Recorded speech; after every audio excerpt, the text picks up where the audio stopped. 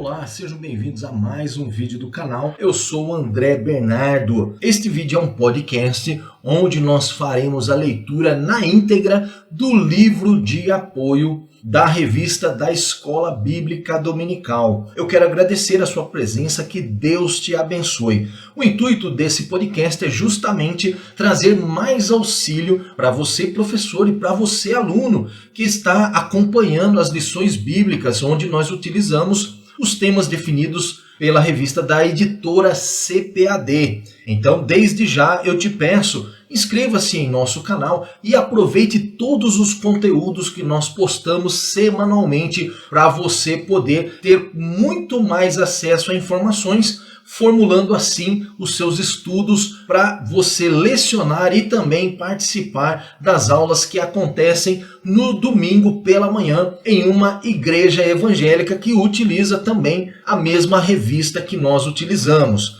Desde já eu peço, caso você não seja inscrito no nosso canal, inscreva-se e ative as notificações para você ser avisado quando postarmos novos vídeos. Dê o like no gostei para que a plataforma do YouTube recomende o nosso vídeo a mais pessoas que amam estudar a palavra de Deus como você. Quando você compartilha, dá o seu like e comenta em nosso vídeo, nos motiva ainda mais realizar esta obra maravilhosa de ensino da palavra de Deus em defesa da nossa fé cristã. O capítulo do livro de apoio é o capítulo 3 e o título é Missões Transculturais no Antigo Testamento. Faremos então a leitura na íntegra de todo esse capítulo e você pode acompanhar, se você tiver com o seu livro de apoio, você pode acompanhar ou simplesmente nos acompanhar e ir anotando os pontos que você achar interessante para acrescentar nos seus estudos. Então, vamos lá. Eu sou o André, o seu professor da Escola Bíblica Dominical. Levando em consideração o Antigo Testamento como um todo,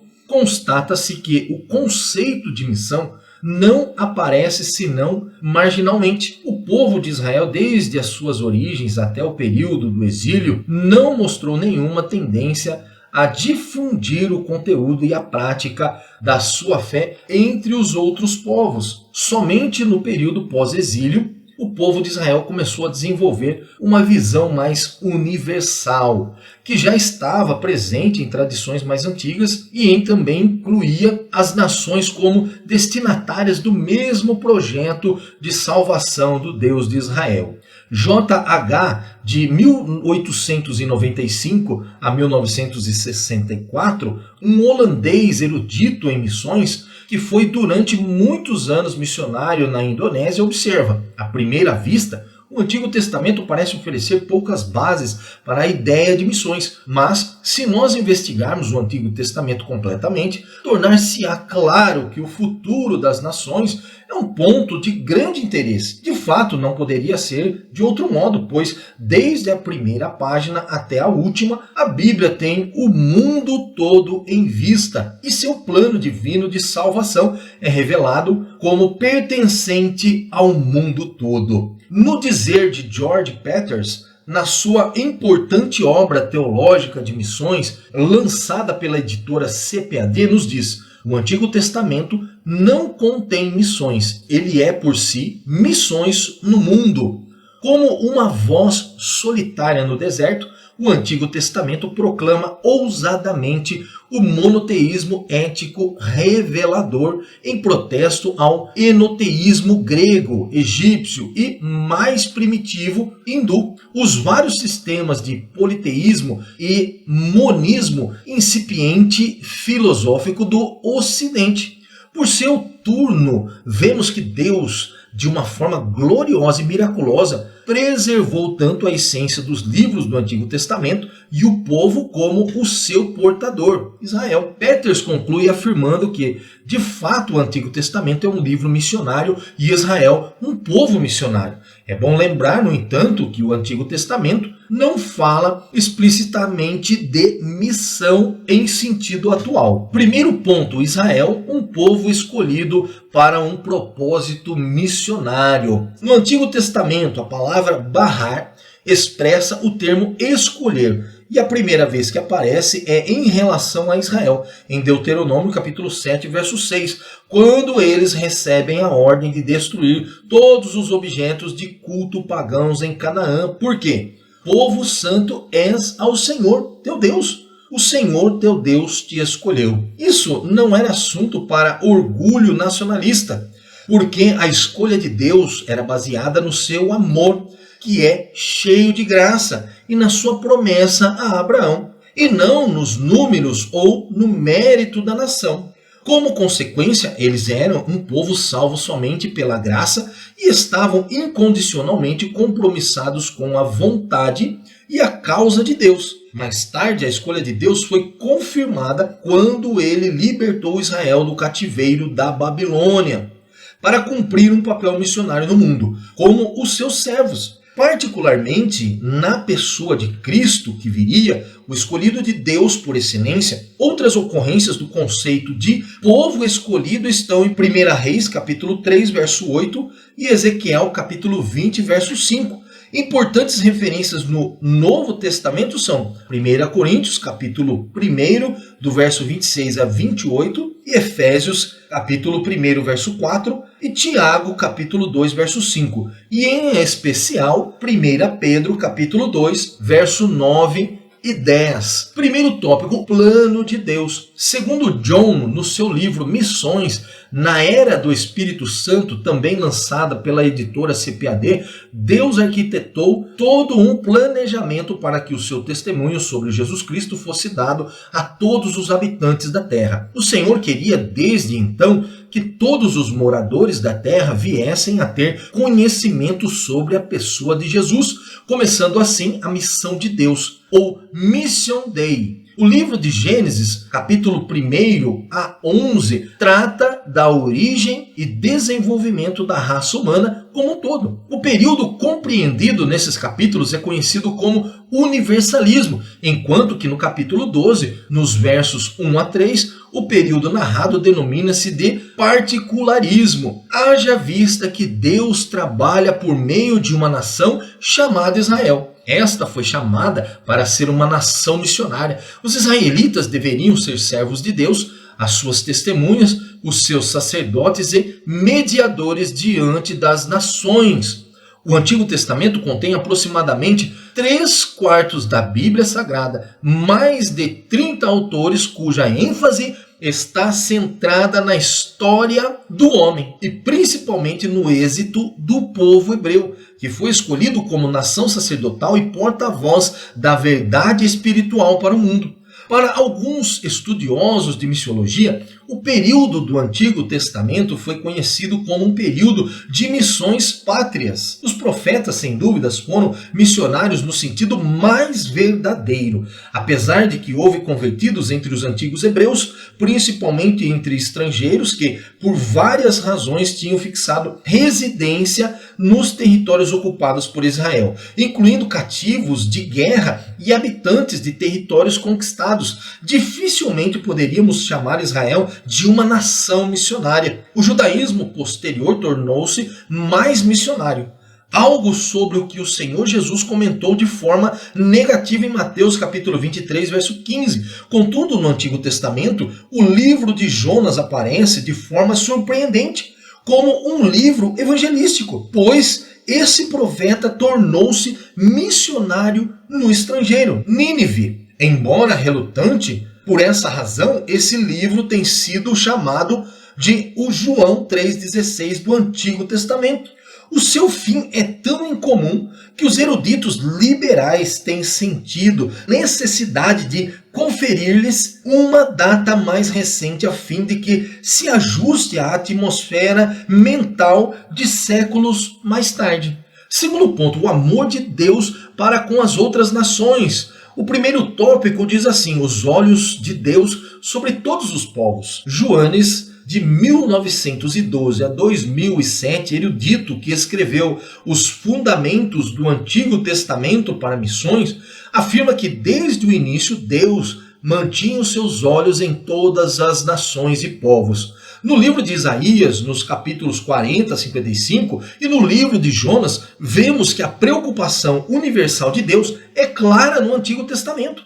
Encontramos profecias de restauração nos livros proféticos, inclusive um dia futuro em que as nações estarão entre os redimidos. Podemos confirmar esta falácia em Isaías, capítulo 45, verso 6 e 22, capítulo 49 do mesmo livro, verso 6, e capítulo 52, verso 10 do mesmo livro. Segundo tópico do segundo ponto, a viúva de Sarepta e o profeta Elias. Sarepta é uma antiga cidade fora dos limites de Israel, pertencente à Sidônia, na costa mediterrânea do Líbano. Atualmente, o sítio de Sarepta localiza-se no distrito libanês de Sarafande. Trata-se de um território fenício a uns 18 quilômetros ao sul de Sidom. O termo Sarepta significa fornalha de fundição, fundir, refinar e cadinho, provavelmente devido à atividade de fundição de metais existentes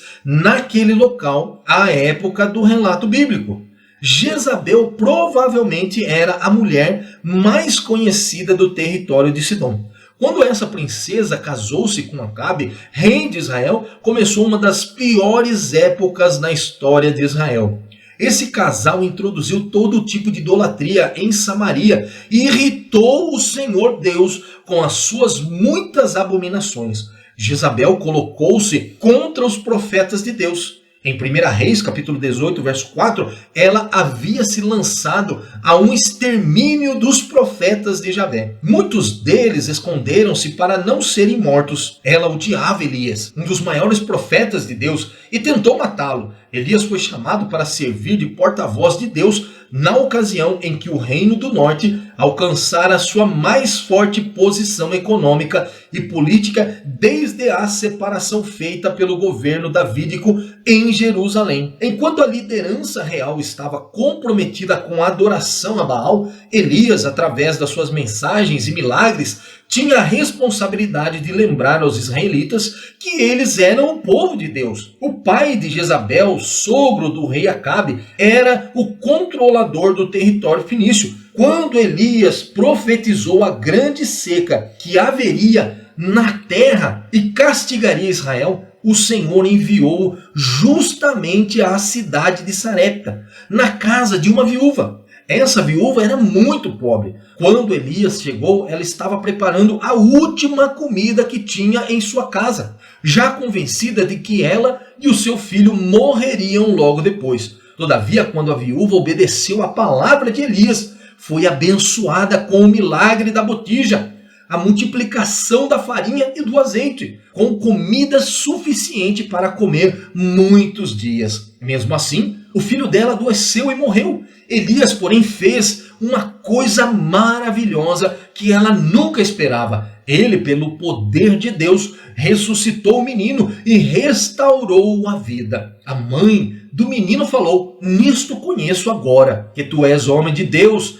e que a palavra do Senhor na tua boca é verdade." Aleluia! Encontra-se em 1 Reis, capítulo 17, verso 24. Enquanto a princesa de Sidom negava as evidências e tentava acabar com a fé do povo de Israel, uma mulher pobre e humilde, cidadã do mesmo país dela, converteu-se a Deus. Ela foi ricamente abençoada, e enquanto a princesa Jezabel morreu e foi comida por cães. Terceiro tópico, a missão de Jonas em Nínive. Jonas foi um dos poucos missionários bíblicos para os estrangeiros. Não é por acaso que o tema do seu livro é a misericórdia de Deus para com todos os homens. Mesmo não tendo um conhecimento mais claro sobre de que maneira Israel deveria abençoar as nações, Jonas recebe a ordem específica de ir a Nínive para advertir aquele povo sobre o juízo divino que estava prestes a cair sobre a cidade,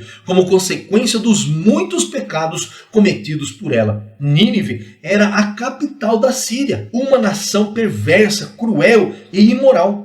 Pelo fato de serem inimigos de Israel, o profeta Jonas pensava que os habitantes de lá não eram merecedores e alvos da misericórdia de Deus. razão porque ele esperava que a cidade fosse condenada. O capítulo 1 descreve a chamada de Jonas e a sua desobediência inicial, que redundou no castigo divino. O capítulo 2, por sua vez, revela a oração feita no ventre do grande peixe, quando ele agradece ao Senhor Deus por ter lhe poupado a vida e promete obedecer à sua chamada. O capítulo 3 registra a segunda oportunidade que Jonas recebe de ir a Nínive e ali pregar a mensagem divina ao povo daquela cidade. A Bíblia de Estudo Pentecostal, também lançada pela editora CPAD, ao comentar o capítulo 3, destaca ter sido um dos departamentos espirituais mais notáveis da história, quando o rei conclama todos ao jejum e à oração, sendo que o juízo não recai sobre eles. O Senhor teve compaixão até dos animais daquele país. Nesse caso, não admira que a mensagem do Evangelho foi dirigida a todos os homens de todos os lugares, com um convite para quem quiser vir. Como a cidade não foi condenada em razão do arrependimento do povo, o profeta ficou profundamente indignado. Todavia, o Senhor fez Jonas ver que ele ama a humanidade.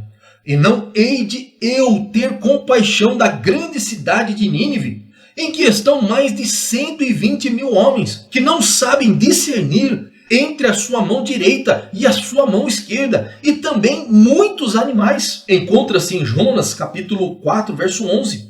Terceiro ponto do nosso livro de apoio: alianças entre Deus e a humanidade no Antigo Testamento. Primeiro tópico: alianças de Deus. Com a queda do homem e toda a criação, todos ficaram sujeitos ao pecado. Entretanto, Deus providenciou os meios para redimir a humanidade e restaurar a comunhão perdida. O Senhor estabeleceu algumas alianças com o homem a fim de tornar conhecida a sua glória entre as nações, a receber delas a legítima adoração. Aliança em hebraico é determinada pelo termo berit karate, que significa fazer, literalmente cortar ou lapidar. Uma aliança. Em grego, o termo é diatek, que pode significar tanto pacto como último desejo e testamento. E o verbo é diatiteme. Podemos ver relatos desta informação em Atos capítulo 3, verso 25, Hebreus capítulo 8, verso 10, Hebreus capítulo 9, verso 16 e Hebreus capítulo 10, verso 16. Segundo tópico: aliança incondicional e condicional. Uma aliança é um acordo entre duas ou mais pessoas em que 4 elementos estão presentes: partes, condições, resultados e garantias. Existem na Bíblia alianças condicionais e outras incondicionais. No livro de J. de Witte Pentecostes, de 1915 a 2014, em Manual de Escatologia, define a aliança divina como o seu povo da seguinte maneira: primeiro, é uma disposição soberana de Deus, mediante a qual ele estabelece um contrato incondicional ou declarativo com o homem, obrigando-se em graça por um juramento irrestrito a conceder da sua própria iniciativa bênçãos definidas para aqueles com quem compactua. E segundo, uma proposta de Deus em que ele, num contrato condicional e mútuo com o ser humano, segundo condições pré-estabelecidas, promete conceder bênçãos especiais ao indivíduo, desde que este cumpra perfeitamente certas condições, bem como executar punições precisas em caso de não cumprimento. São 8 as principais alianças de significado especial que explicam o resultado dos propósitos de Deus para com o homem. Primeiro, aliança edêmica, registrada em Gênesis capítulo 2, verso 16 e 17, que condiciona a vida do homem na inocência. Segundo, aliança adâmica, encontra-se registrada em Gênesis capítulo 3, verso 15, que condiciona o homem caído e dá a promessa de um redentor. Terceiro, aliança noética, encontra-se em Gênesis capítulo 9, do verso 11 a 15, que estabelece o princípio do governo humano. quarta aliança, aliança abraâmica, encontra-se registrada em Gênesis capítulo 12, do verso 1 a 3, que inaugura a nação de Israel e confirma com acréscimos específicos a promessa adâmica da redenção. Quinta aliança, aliança mosaica, encontra-se registrada em Êxodo capítulo 19, versos 5 e 6, que condena a todos os homens, pois todos pecaram. Registrado também Romanos capítulo 3, verso 23, Romanos capítulo 5, verso 12. Sexta aliança, aliança palestina, encontra-se em Deuteronômio capítulo 30, do verso 1 a 3, que garante a restauração final e a conversão de Israel. Sétima aliança, aliança davídica, encontra-se em 2 Samuel, capítulo 7, verso 16, que estabelece a perpetuidade da família davídica cumprida em Cristo, registrada em Mateus, capítulo 1, verso 1, Lucas, capítulo 1, do verso 31 a 33, e Romanos, capítulo 1, verso 3, e do reino davídico sobre Israel e sobre a terra, a ser cumprida em e por Cristo. E oitava aliança, a nova aliança, registrada em Hebreus capítulo 8, verso 8, repousa sobre o sacrifício de Cristo e garante bênção eterna sobre a aliança abraâmica de todo aquele que crê. É a última das alianças que Deus fez com Israel. É incondicional, definitiva, eterna. As demais trouxeram o povo de Deus até ela. O reino de Deus, firmado com Davi e com alcance mundial, agora é manifestado a todo mundo. As alianças bíblicas são importantes como uma chave para duas grandes facetas da verdade: soteriologia e profecia. Soteriologia, o plano de Deus através de Jesus Cristo para redimir os seus eleitos, está revelado de uma maneira ampla e profunda nas sucessivas alianças. Profecia, as alianças abraâmicas, palestianas, davídicas e as novas alianças abrem todo o panorama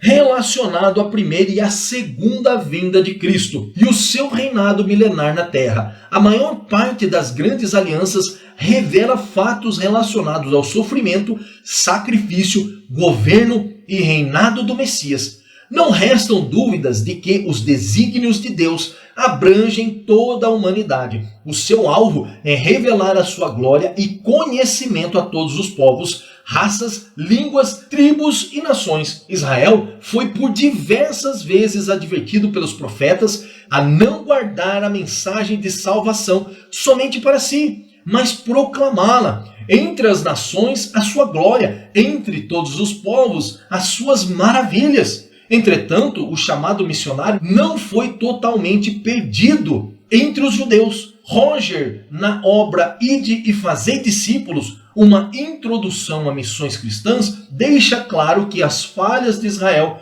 são bem conhecidas. Os israelitas perderam muito do seu testemunho por adotarem elementos de religiões pagãs. Eles tornaram-se mais preocupados com a sua identidade racial e nacional do que com o dever de serem testemunhas para Deus. Eles tinham pouca preocupação de que os gentios perdidos fossem salvos. Isso confirmado no livro de Jonas. Contudo, afirma Roger, Deus, porém, fez com que Israel se tornasse uma bênção para as nações, apesar de suas falhas. Os judeus perceberam e preservaram o Antigo Testamento e o traduziram em grego, a língua mais usada nos dias dos apóstolos. Escribas judeus inspirados mantiveram viva a ideia de que um dia todas as nações e povos ouvirão a palavra de Deus e a ela responderiam. Cristo veio de Israel e ele é o Salvador do mundo, registrado em João capítulo 4, verso 42. Desta forma, ele conclui que é impossível entender devidamente missões no Novo Testamento sem considerar as suas raízes no Antigo Testamento. O amor de Deus para com as outras nações deve ser cultivado e colocado em prática por todos quantos têm paixão pelas almas perdidas. Antes mesmo da vinda de Cristo, já tinha uma missão judaica na direção dos gentios. Por essa razão, a grande comissão de Jesus não foi exatamente uma surpresa. Ela tinha suas bases na história e nas escrituras de Israel. Eu quero te agradecer por nos acompanhar nesta leitura do livro de apoio da revista da Escola Bíblica Dominical. Muito obrigado por você estar aqui conosco até o final desta leitura. Que Deus te abençoe imensamente. Mais uma vez eu quero te pedir, inscreva-se em nosso canal e dê o like no gostei. Aproveite todos os nossos conteúdos. Nós postamos uma videoaula com o esboço da lição para você poder aproveitar todos os comentários dos pontos principais para você formular com mais facilidade o seu estudo. Também postamos vídeos diários com perguntas para testar os seus conhecimentos na palavra de Deus, voltado para o tema da lição. E também os nossos vídeos aí da leitura na íntegra do livro de apoio. Eu espero você na leitura do próximo capítulo, capítulo de número 4, e juntos estaremos aprendendo ainda mais da palavra de Deus. Muito obrigado e que Deus te abençoe.